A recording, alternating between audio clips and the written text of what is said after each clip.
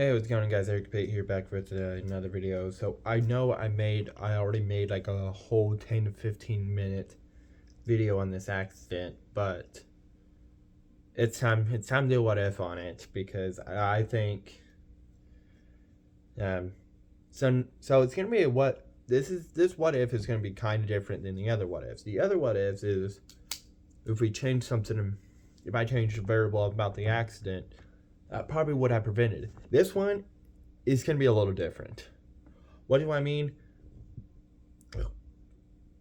Is that there was a couple accidents that were very similar to 185, to this crash, to Silkair 185. And I think I'm doing a what if on this. I personally think, though, the two accidents we're going to mention later on, I think they would have been prevented if something was done. So the question is going to be, what if Silkair 185 was actually solved? Go ahead and give you a rundown of, and that's also going to be a whole 25 to 30 minute video as well. So it is 1997, on December 19th of 1997, about 6 days before Christmas. I will go ahead and say this now. 1997. That was 1 year after the third accident.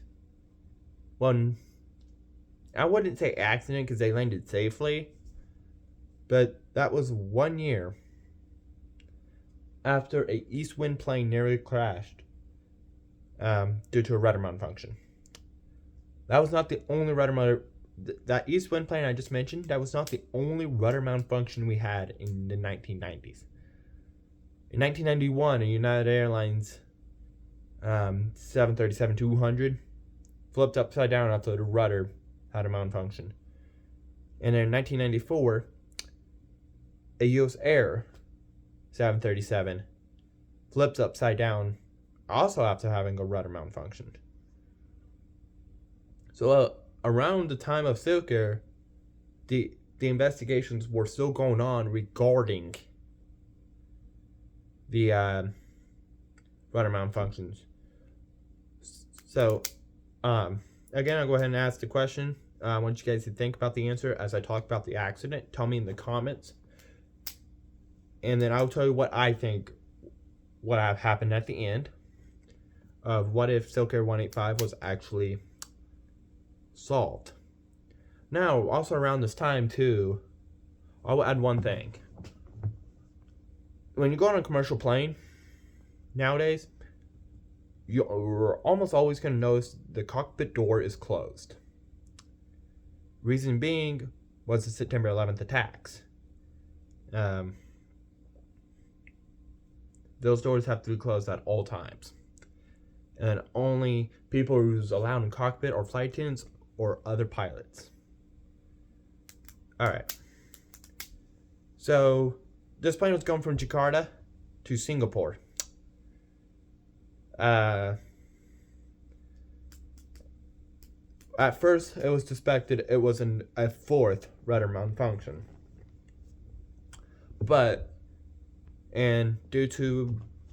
Normally, most of the time, if it's an American airplane, because the 737 was made here in America, we have to get involved. We have to get involved with the investigation because it's a plane we made. So we sent a member from the NTSB over to Indonesia for them to try to figure out what actually happened aboard Silkair 185. They took the PCU from the rudder. And they said that it was in perfect shape when they found it. They said it was in good shape when they found it. So they basically automatically ruled out rudder malfunction. Now, I think there was more than enough evidence that I just got done watching that air disasters And these are some notes I took. Well, this part right here. This part right here. Mainly concerning one of the pilots. Because I did not write down anything about the rudder mount function, because when they said it was in good shape, I basically also ruled that out myself. Now, here's the thing. I am no plane crash expert. I am no airplane crash expert, but I can definitely tell you, I didn't think it was a rudder mount function. I didn't think we had a fourth rudder mount function in the 1990s of the 737. What the NTSB and the lead investigator in the Silk Air accident said, I agree with. But the NTSC, which was the Indonesia, or the Asian, or I don't know what country they said. It was one of the countries in Asia. I'm just going to say that now. I'm not going to go waste my time to figure out what country. But it's one of the countries in Asia that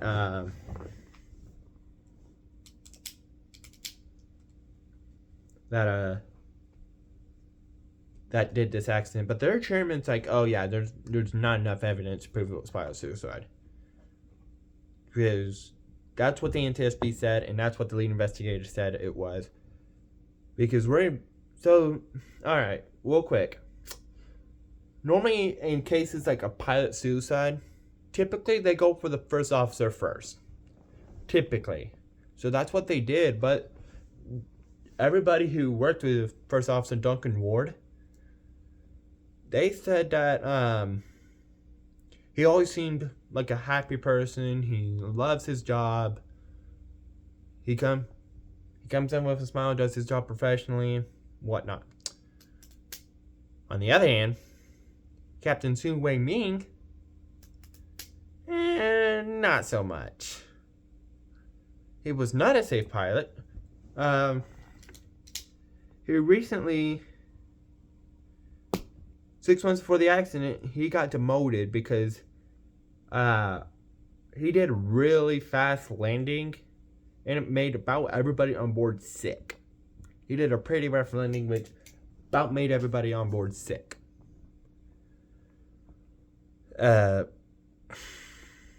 So he was going through depression with that.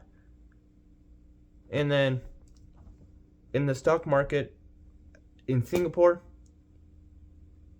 he recently got suspended with him also losing $1.2 million.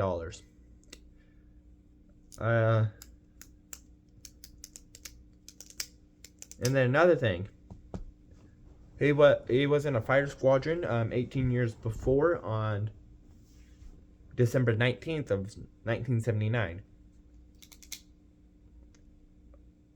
Listen to the date of the Silk Air accident, December 19th, 1997.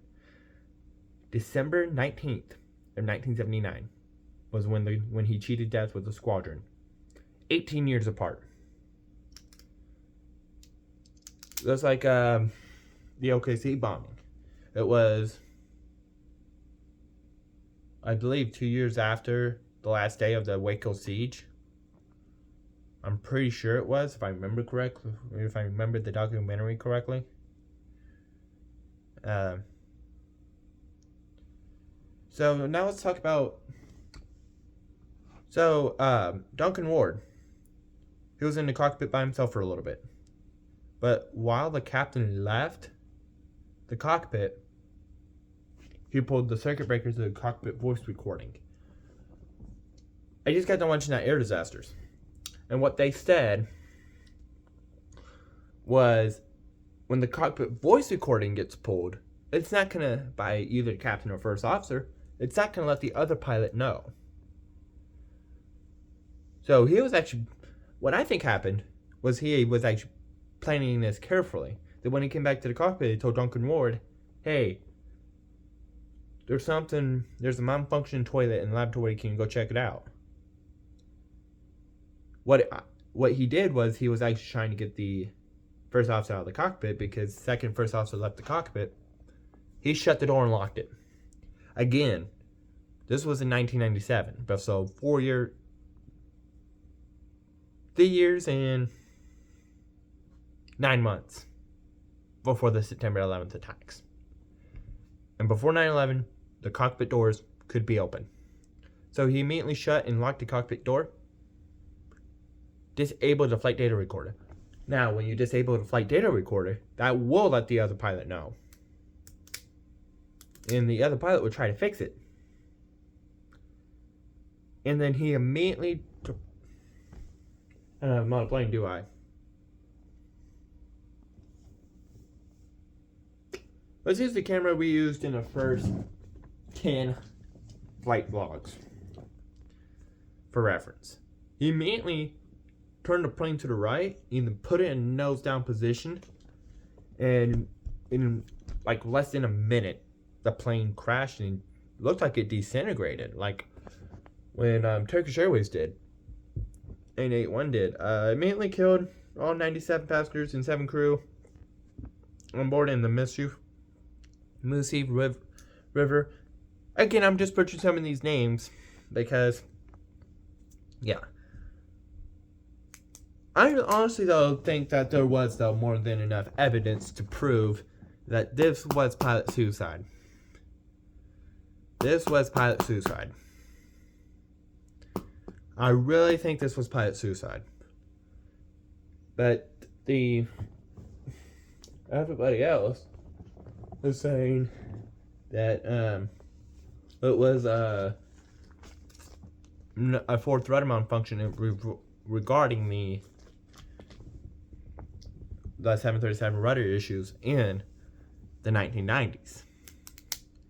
Now, let's say this accident actually got solved. Now, since this accident wasn't solved, now I couldn't find any between the Silk Air and this next one we're talking about. Primarily because I couldn't find any other pilot suicides that happened between 97 and 2013 when the captain of that flight, he was actually going through some pretty hard shit at this time. At the time, it was almost his son's 1-year anniversary since his death. I saw the daughter was having some type, I think I saw was having heart surgery that day. And he was going through a divorce. And this happened near Balwab Water National Park in Africa. And it killed all 33 people on board. They should have first started doing something after this one. Because now this one, we all know. We all heard of. Because it was pretty big on the news when this one happened. Germanwings 9525. On March the 24th of 2015, when the first officer, Andrei Lubitz, deliberately crashed the Airbus A321. Alright, I'm going to go on all full out rant with Lubitz. First of all, he shouldn't have been flying that day. He was going through really deep depression. Now, I've been hearing that it was the fear he was going blind and a few other things. I don't know what else they said he was going through depression for. Second of all, he was told that he was not fit to fly. So, his mental status is just so bad that he was not fit to fly that plane that day. But the German doctors who evaluated Andrei Lubitz said, "Oh, we were afraid to get prosecuted criminally." So freaking what? I'd rather, if I was one of those German doctors that Lubitz saw, I would have freaking told Lufthansa, "Hey, one of your first officers cannot fly because he's too mentally unstable to fly an airplane." And if I get prosecuted, I don't care. At least I just saved 150 lives.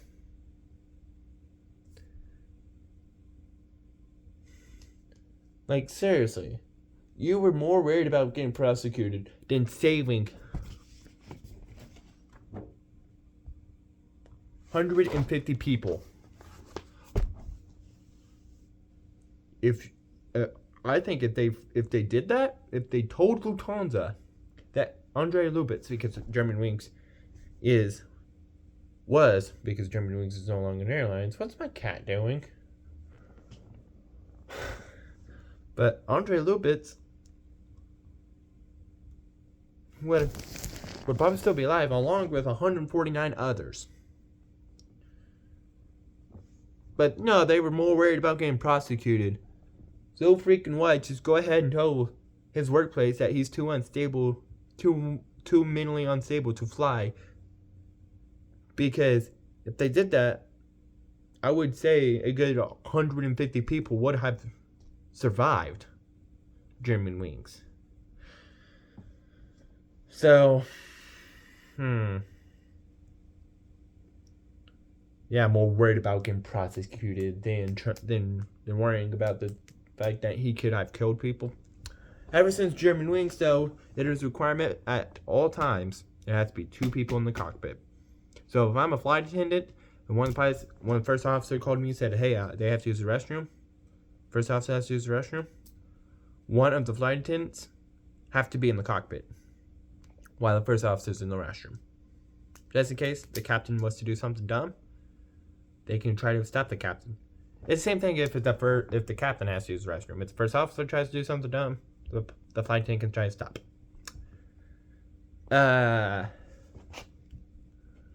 Yeah. So, again, let's ask the question again since it's at that time of the video.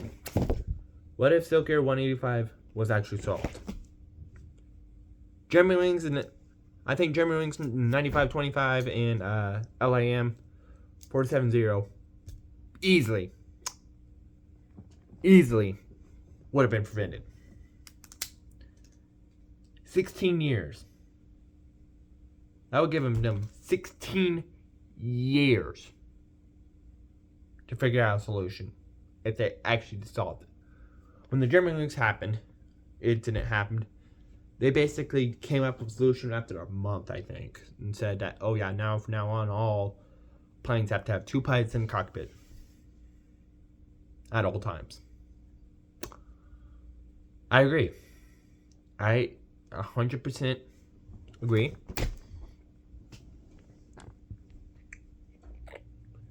This crash would have been prevented. Both of these crashes, the second 2 crashes would have easily been prevented. Not only that,